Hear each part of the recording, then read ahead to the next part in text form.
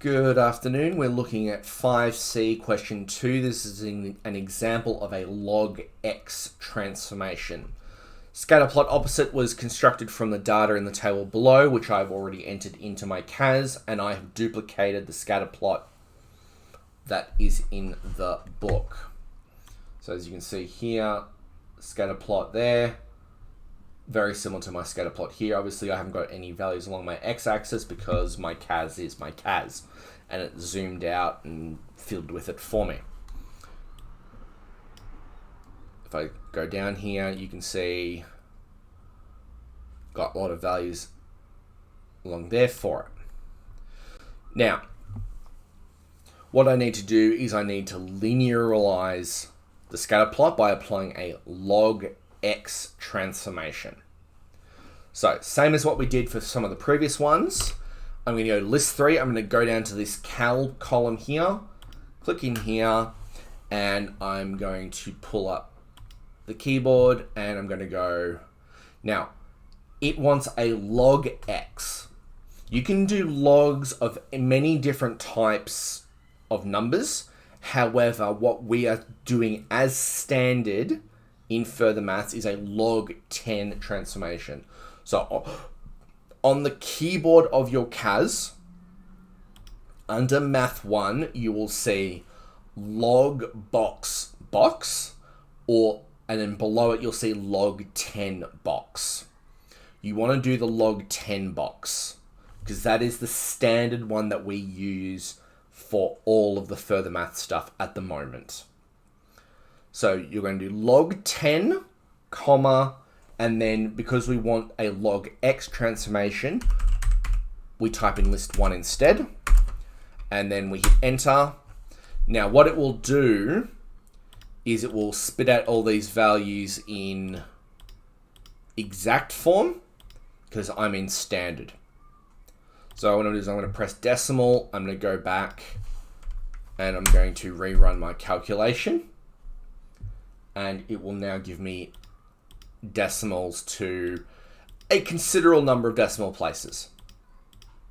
A reminder that a log of something is the number that you need to raise 10 to the power of to recreate that number. So 10 to the power of 3 would get you back to 1,000. 10 to the power of 1 would get you back to 10. So what I'm going to do now is I'm going to do a regression analysis on it. This time my x values are going to be my list 3. So list 3 and then list 2 for the y list. Hit set. And as you can see now, it's a much straighter line.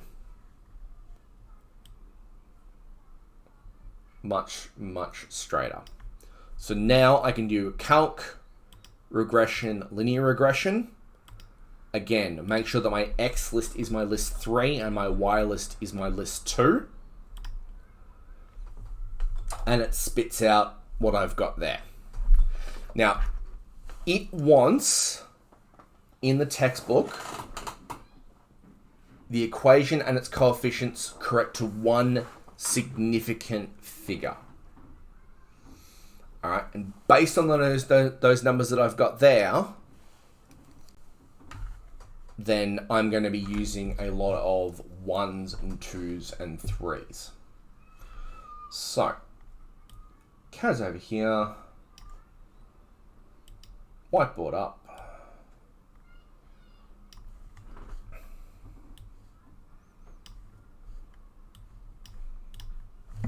So, again, we have our linear equation, y equals a plus bx.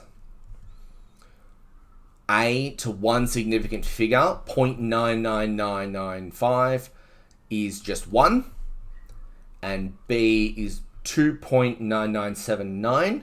Well, that's just going to be 3, because I only want one significant figure, so that means I want one number. So that means that my full equation is going to be y equals 1 plus 3x. But remember that what was the transformation I did to my x value? I took the log of x.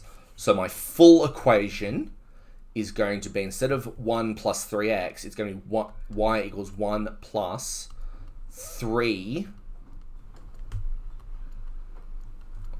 log x. And that's the final equation that I'm going to use to do part C, which is using the equation, predict the value of y when x equals 100. And the answer should be y equals 1 plus 3 log of 100. Log of 100 is 2. 3 times 2 is 6. So y should be equal to 7. All right, you can go back and do this on your CAS as well if you don't trust me.